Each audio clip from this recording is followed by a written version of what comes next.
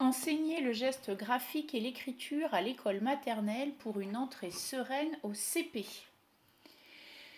Ceci est une formation magistère départementale obligatoire qui a donc été donnée entre l'an passé et cette année à tous les collègues d'école maternelle du département de l'Eure. Elle vient en complément avec l'animation pour une entrée sereine au CP vers la numération.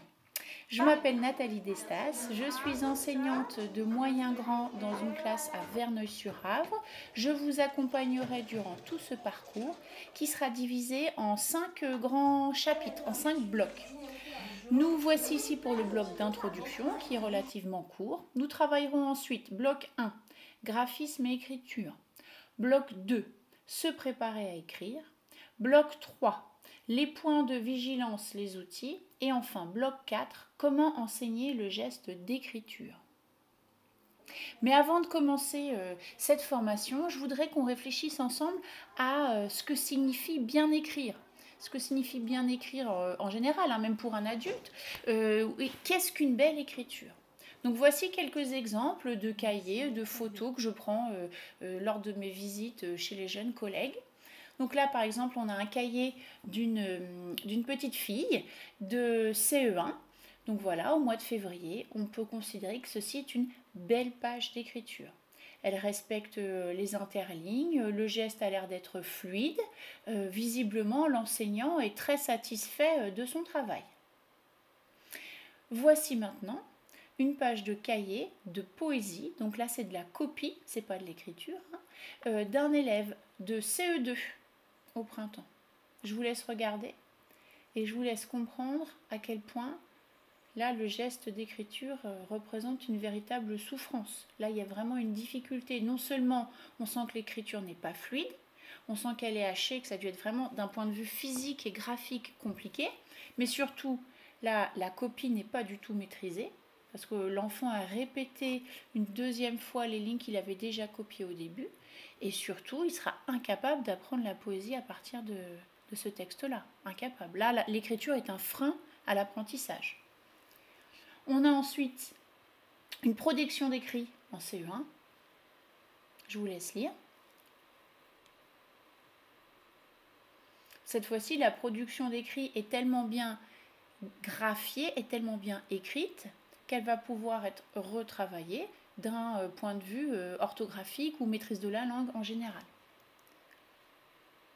Ensuite, dans la même classe au même moment, on avait J'adore, je déteste, et voilà le cahier d'un élève en grande difficulté en écriture.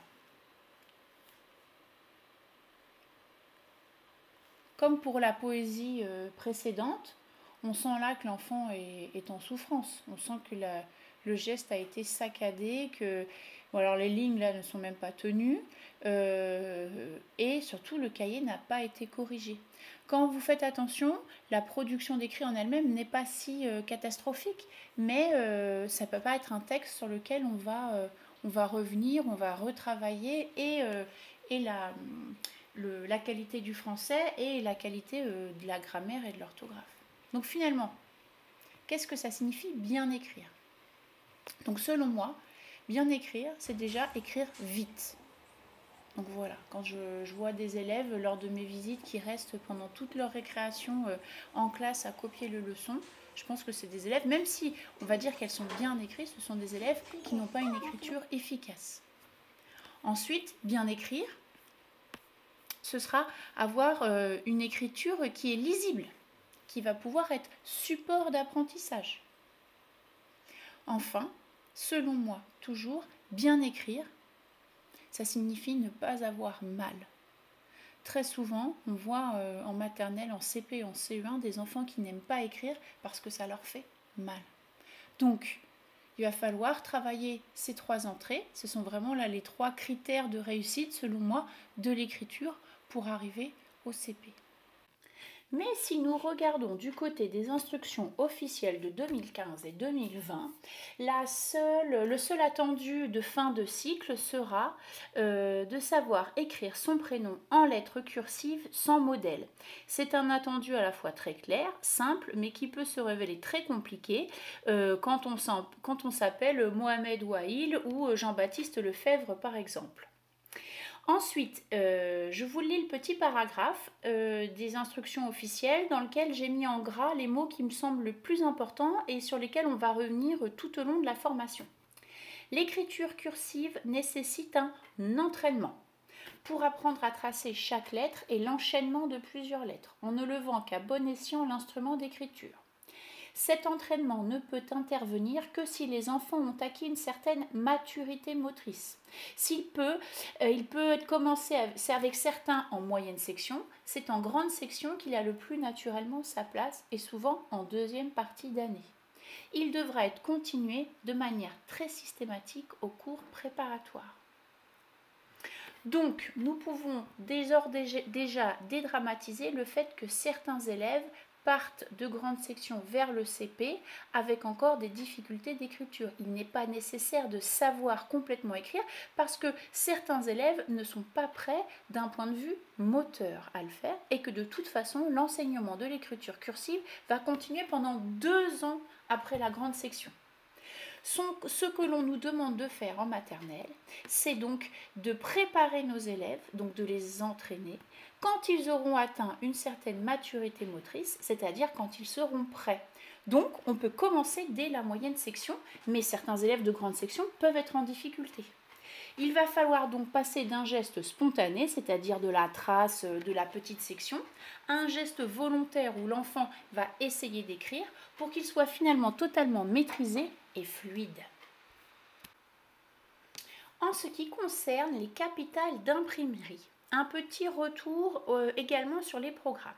L'écriture en capitale plus facile graphiquement ne fait pas l'objet d'un apprentissage systématique. C'est-à-dire que les lignes de A, les lignes de B, les lignes de C ne doivent plus exister dans nos classes. Et on ne doit pas apprendre à écrire en capitale d'imprimerie en faisant de longues lignes d'écriture.